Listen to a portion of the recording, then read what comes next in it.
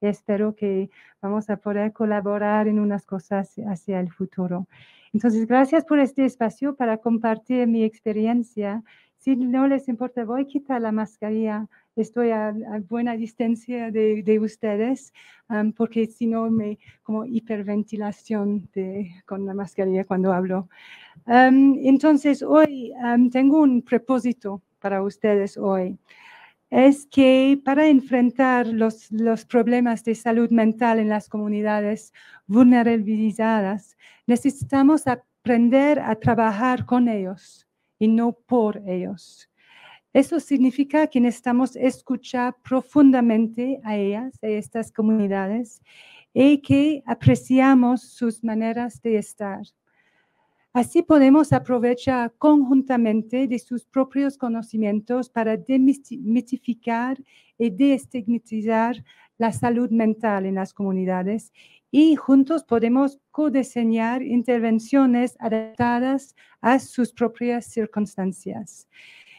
Eso ha sido la experiencia de una organización que yo fundé hace 4 años que se llama Sea Change.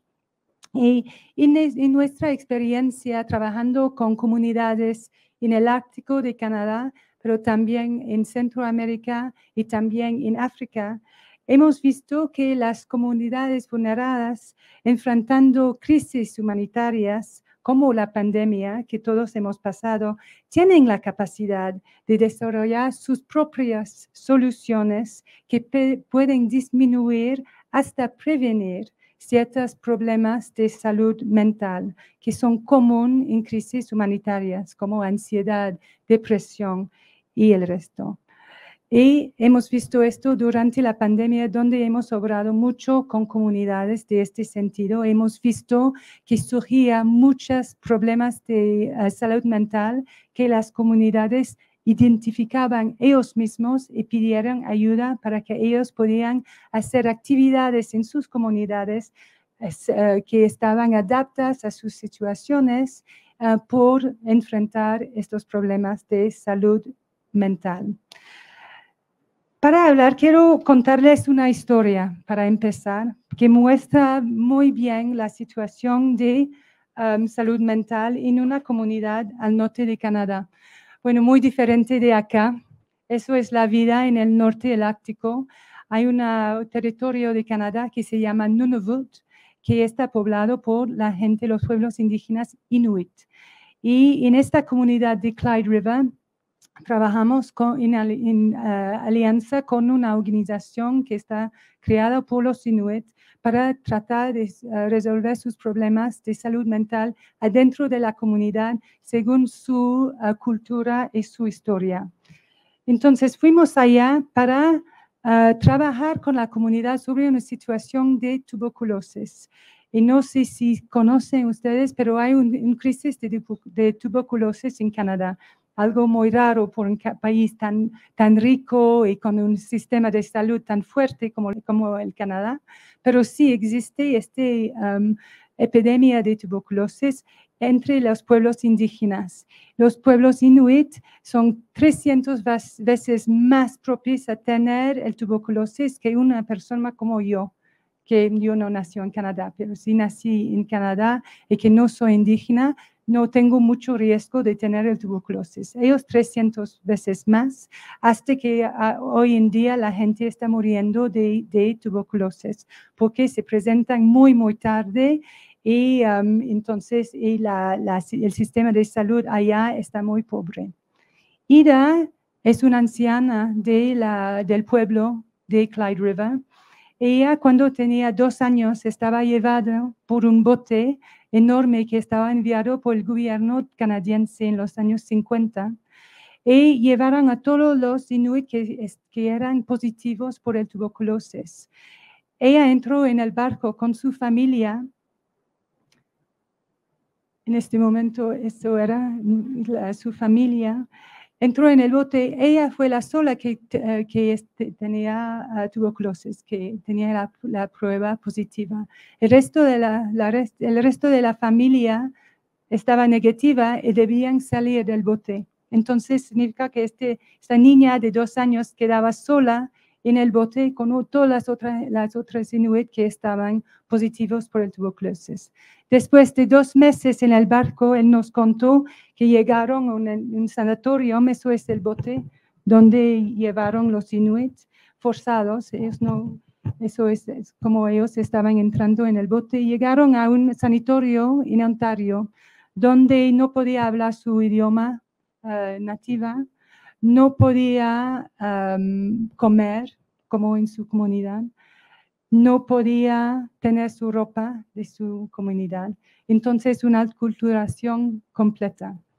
Fue 2, 3 años que estaba allá y se curó de tuberculosis y estaba enviado otra vez en su comunidad. Cuando llegó en su comunidad, no podía hablar Inuktitut, su idioma, no podía comer como los otros, los demás, y no entendía la cultura de los Inuit, su propia persona. Y ella estaba rechazada por su comunidad y hasta sigue los problemas que tenía ella. Para hablar de tuberculosis, hemos hecho talleres donde estos ancianos han contado sus historias de lo que ha pasado con ellos con tuberculosis. Fue la primera vez que Ida había hablado de su historia desde 60 años. Nunca había hablado de esto. Pero lo que había dicho en estos talleres es que el impacto de lo que había pasado ella ha impactado la manera en que ha tratado a sus niños y la manera en que sus niños han tratado a sus niños. Hay problemas de abuso de niños y de familias muy grandes en Nunavut. Y mucho de esto es a causa de este trauma que se pasa entre generaciones.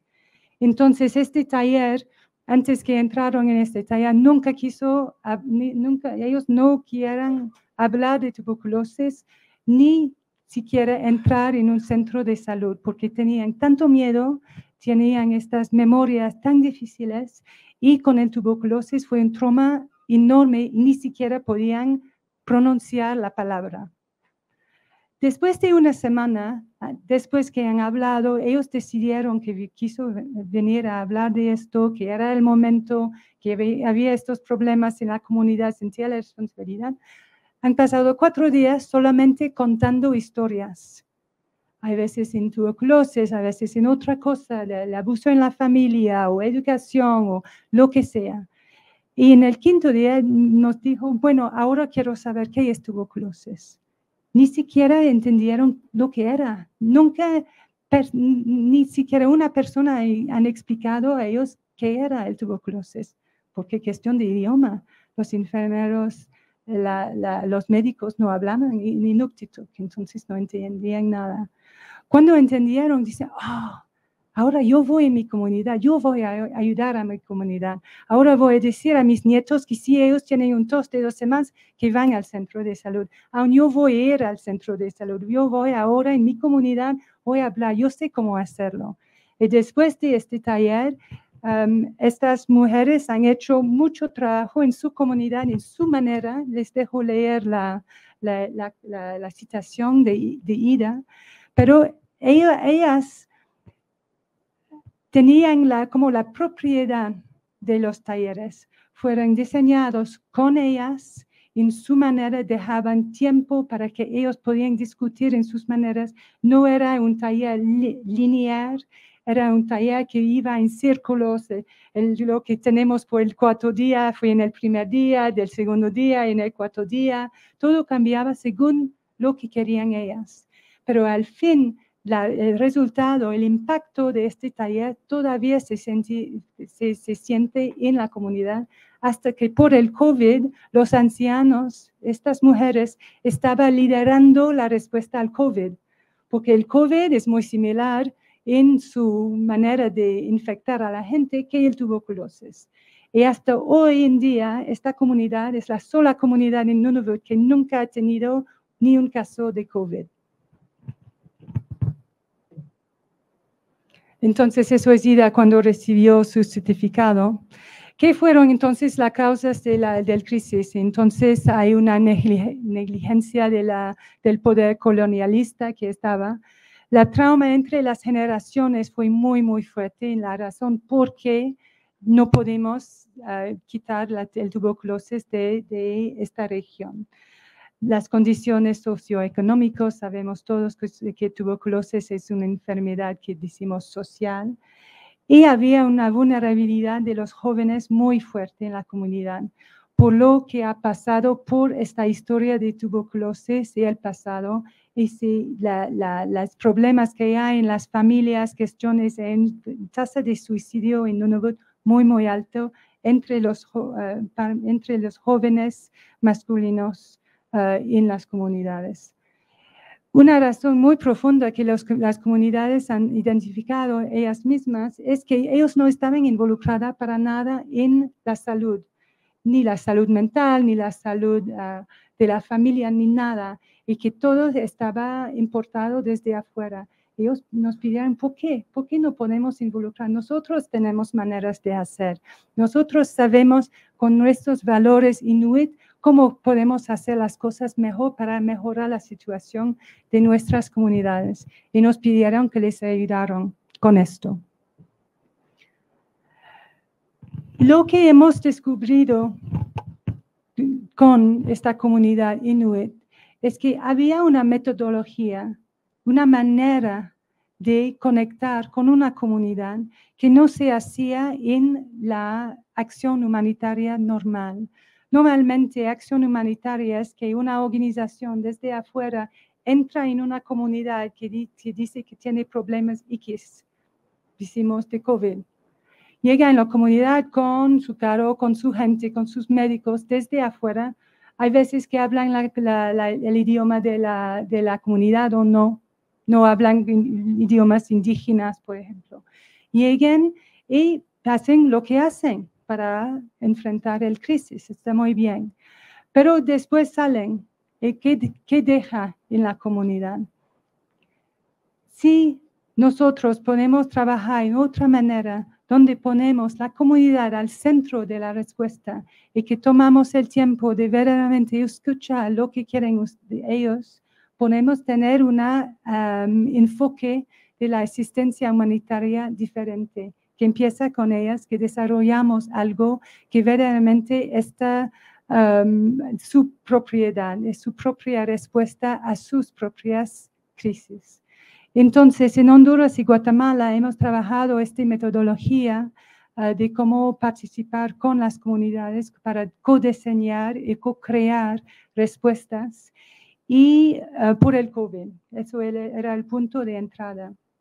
Después de trabajar un poco con estas comunidades, han salido muchas cosas de ellos, sobre todo sobre el costo en salud mental de la pandemia, el sentido de aislación, el sentido de estar sin poder, de sentirse olvidados por el gobierno, por las organizaciones, y que estas mujeres que estaban trabajando en estas comunidades necesitaban un apoyo en salud mental, pero ellas tenían como maneras de hacerlo. Entonces, hemos empezado con ellas a desarrollar espacios de autocuidado donde ellas podían hablar de sus realidades diarias, lo que estaba pasando en la casa, lo que estaba pasando con la niña en la escuela que no iba bien, compartiendo historias y eso exprimiendo su ansiedad, a veces hablando de su depresión,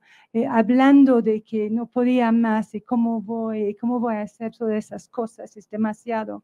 Y con sus compañeras en los grupos que hemos formado, ellas podían compartir y después salieron un poco más livianas, un poco más listas o preparadas para ir un día más para ayudar a su comunidad. Y eso, debo decir, fue totalmente voluntario. Estas mujeres que nombramos como activadoras eran gente que quisieron ayudar a su comunidad, que conocían sus comunidades y sabían cómo podían ayudarles.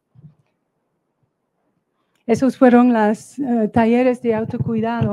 Y quiero decir que yo nunca he ido en estas comunidades. Estas actividades se creaban adentro de la comunidad y nosotros hemos apoyado como Sea Change en partes técnicas, en haciéndole el espacio, en haciendo talleres de empoderamiento de las mujeres, en haciendo talleres sobre la violencia sexual, en hacer talleres psicológicas, otras cosas, para que estas lideresas de la comunidad después pueden ir en su comunidad, continuar el trabajo, replicar el trabajo en sus maneras, en su idioma, que es esta comunidad es una comunidad lenca en Retoca, en el departamento de Francisco Morazán, por las que conocen a Honduras. Y entonces ellas han diseñado sus talleres de la manera que fueran lo más aptos a su situación. Y también lo hicieron con jóvenes y después fueron los jóvenes que diseñaron los talleres. Y los resultados son buenos, son anecdotales,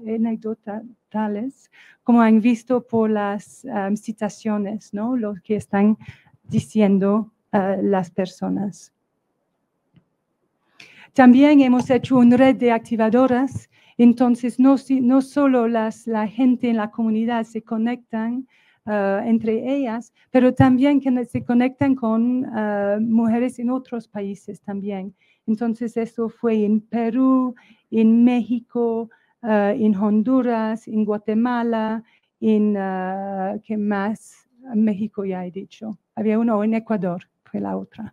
Entonces, esas mujeres compartiendo su experiencia, diciendo, bueno, eso funcionaba muy bien y tuvimos este problema, mucha ansiedad, mucha insomnia. Entonces, hemos hecho esto, hemos buscado unos test que ayuden y hemos hecho estos talleres entre nosotras. Entonces, oh, qué buena idea. Sí, nosotros tenemos también un té que está muy bueno. Bueno.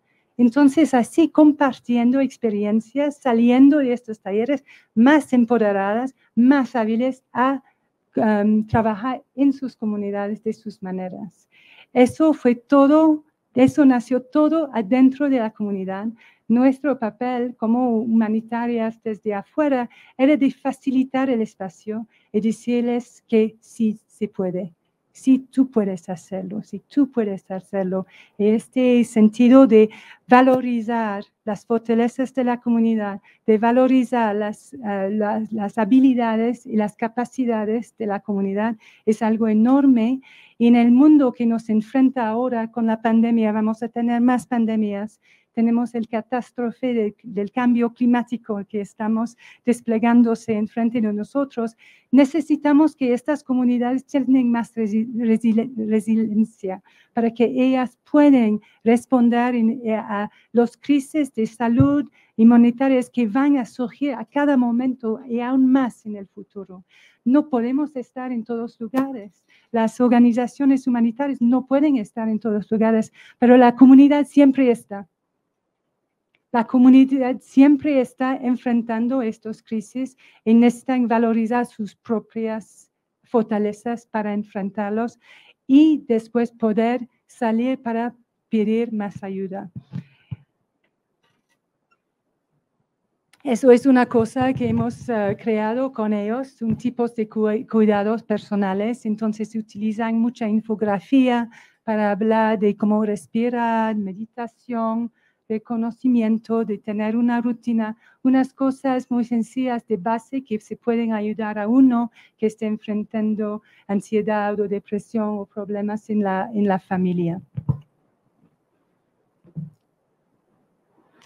Hemos hablado también con jóvenes en la pandemia. Tuvimos una actividad muy interesante y muy chévere con niños en Canadá que estaba compartiendo con niños en Guatemala, hablando de la realidad de estar un joven dentro de la pandemia, compartiendo sus realidades diarias, cómo se sentían en la casa, que no podían ir a la escuela, que no podían estar con sus amigos.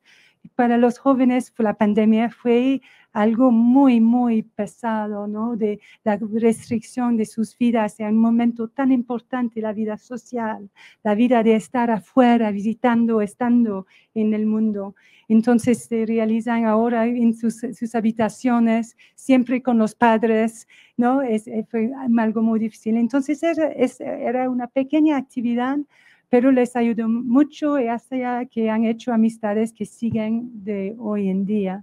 Y juntos ellos han creado muchos materiales, disculpa, no sé qué pasó, muchos materiales. Han desarrollado unas cartoons, unos libros de dibujos sobre la salud mental, que ellos pensaban que serán mucho más accesibles para los jóvenes que algo escrito. También han hecho infografías de cómo take care of yourself.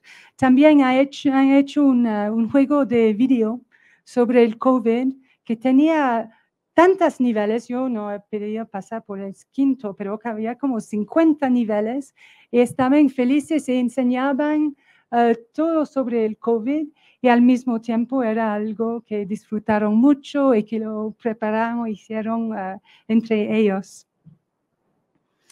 Entonces, lecciones aprendidas, y con esto voy a terminar y dejar el espacio a preguntas y ideas, pero tuvimos unas lecciones aprendidas de esta experiencia durante la pandemia y también con la comunidad Inuit en Canadá.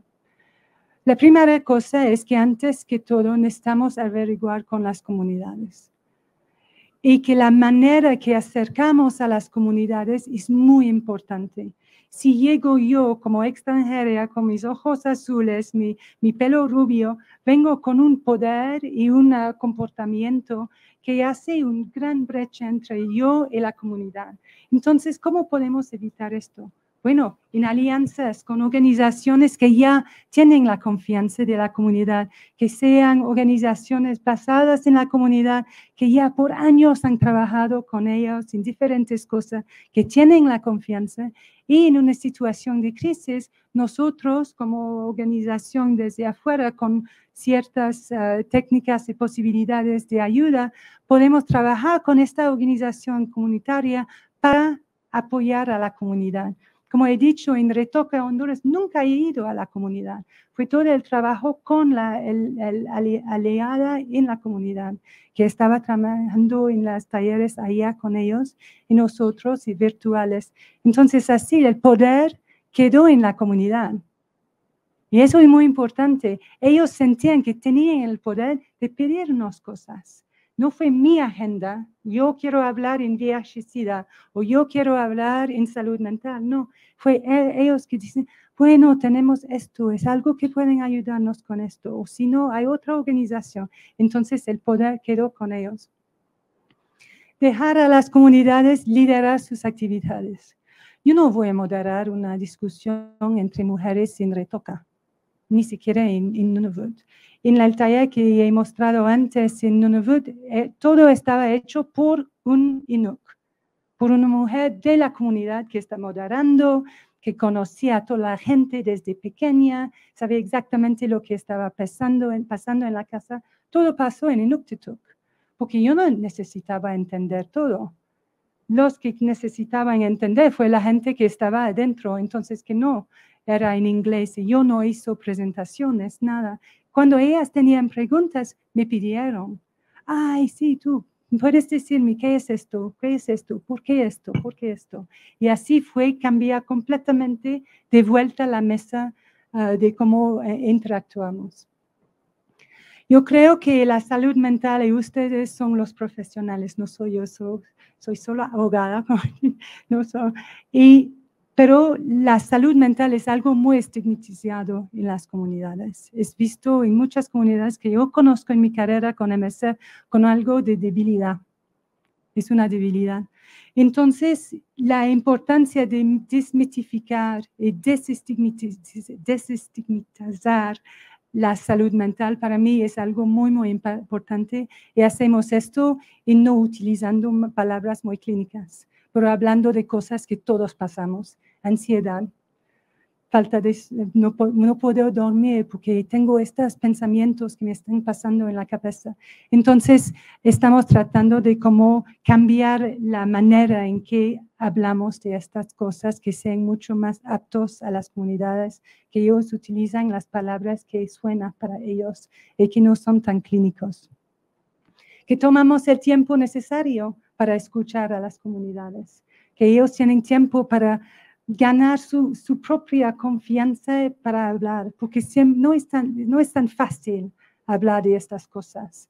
Y aun si están en un lugar con todos sus amigos, puede tomar tiempo antes que se siente, bueno, voy a decirlo, ¿no? Había una mujer en este taller en Clyde River y tomó 4 días antes que hablaba de su experiencia. Y después, cuando empezó a hablar, habló por 4 horas sin parar. Pero tomó 4 días, aunque las ancianas que estaban con ella la conocía desde 40, 50 años, pero fue tan profundo. Entonces tomamos el tiempo necesario. Que desarrollamos los recursos con la comunidad, que co-diseñamos, que ellos deciden qué es apto por mi comunidad, sea infografía, sea una charla en el radio, sea algo otro, ¿no? que desarrollamos con ellos. Y que aprovechamos de los conocimientos y enfoques tradicionales, porque hay tanta sabiduría ya en estas comunidades que han existido hace miles de años y ellos tienen las competencias, las capacidades, pero es que la sociedad que hemos creado que no creen más en sus fortalezas. Entonces, ¿cómo podemos ayudarles a creer otra vez en las fortalezas y las capacidades que ellos tienen? Y con esto voy a terminar dejando las preguntas y con mucho gusto y muchísimas gracias por escucharme.